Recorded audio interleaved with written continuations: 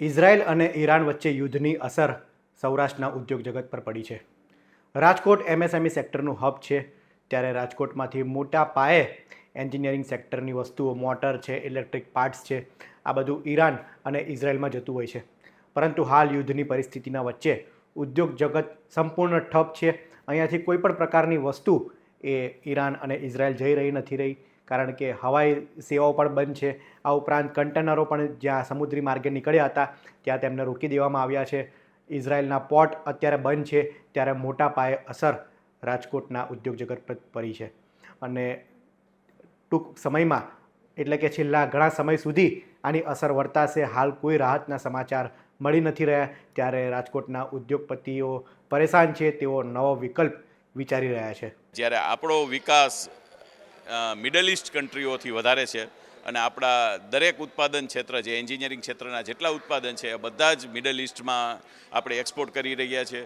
અને middle east દ્વારા, એટલે કે આપણું દુબઈ ટ્રેડ સેન્ટર છે, ટ્રેડ ઝોનથી આપણે યુરોપના અથવા અમેરિકાના જુદા જુદા દેશોમાં પણ આપણો ગુડ્સ આવી રીતે એક પરિવહનની સિસ્ટમ છે તેનાથી જતો હતો, જે આપણે ઇકોનોમિક પડતું હતું. હવે આ જ્યારે મિડલ ઇસ્ટની જ પરિસ્થિતિ ખૂબ ખરાબ થઈ ત્યારે આપણો વેસ્ટર્ન સાઇડ ચાલતો દરેક પ્રકારનો વેપાર સ્થગિત થઈ ગયો છે. ઈરાન ઉપર જ્યારે હુમલો કર્યો અને અમેરિકા જ્યારે એમાં જોડાયેલું ત્યારે વૈશ્વિક પરિસ્થિતિ ડામાડોળ થઈ. કોઈ માણસ એવું વિચારી નથી શકતા કે યુદ્ધની પરિસ્થિતિમાં કયા દેશનું શું થવાનું છે, બીજા નવા વિશ્વયુદ્ધ તરફ તો નહીં લઈ જાય, આવો ડર છે.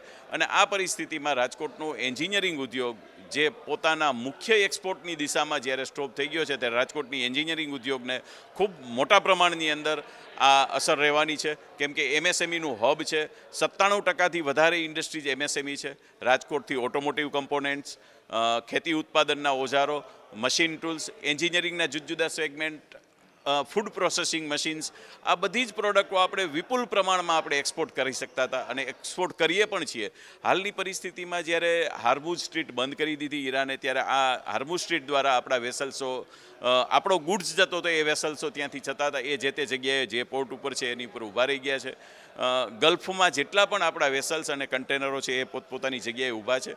એટલે આ પરિસ્થિતિ આપણા માટે વિકટ બનવાની છે. આપણી પાસે તૈયાર માલ છે એ પણ અહીંયા જ રહેવાનો છે અને હવે એ આગળ નથી જવાનો, એ પણ સરકારની ગાઈડલાઈન છે.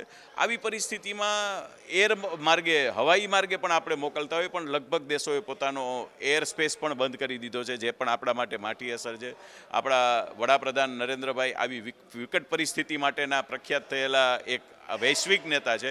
એ કંઈ ને કંઈ ચોક્કસ જરૂર રસ્તો કાઢશે. એમની ગઈ રાતની મિટિંગ દ્વારા પણ એમણે આપને જાણ કરી કે કોઈએ ગભરાવાની જરૂર નથી. નવા રસ્તાઓ ન મળે ત્યાં સુધી આપણા ઉદ્યોગોને માઠી અસર રહેવાની છે. જેટલું યુદ્ધ લાંબુ ચાલશે એટલી આપણી અસર લાંબી ચાલવાની છે અને એટલી જ આ ચેઇનને ફરીથી રીબૂટ થતાં વાર લાગશે. એટલે રાજકોટના ઉદ્યોગકારોને પોતાના માટે આ ફાઇનાન્શિયલ યર ખતમ થવાની પરિસ્થિતિમાં ફાઇનાન્શિયલ સ્ટ્રેટર્જી પોતાની ચેન્જ કરી અને આ ઉદ્યોગોને એમણે વેગવંતો રાખવા માટેના જુદા જુદા પ્રયત્ન કરવા પડશે. રાજકોટની વાત કરીએ તો ઓટોમેટિવ સાધનો, આ ઉપરાંત ફૂડને લગતા સાધનો, આ ઉપરાંત ખેતી ઉત્પાદન ઓજારો, ઘણી બધી વસ્તુ ઈરાન અને ઇઝરાયલમાં જાય છે. પરંતુ હાલની પરિસ્થિતિને લઈને ઉદ્યોગપતિઓ અને વેપારીઓ પરેશાન બન્યા છે. તેઓ હવે આના સિવાય શું કરવું, કારણ કે લાંબા ગાળા સુધી આ પ્રકારની અસર રહેશે તો મોટા પાયે ઉદ્યોગમાં નુકસાની ભોગવવાનો વારો આવી શકે છે. આ ઉપરાંત ઈરાન અને ઇઝરાયલની વાત કરીએ તો ત્યાંથી મોટા પાયે વસ્તુઓ ભારતમાં આયાત પણ થતી હોય છે.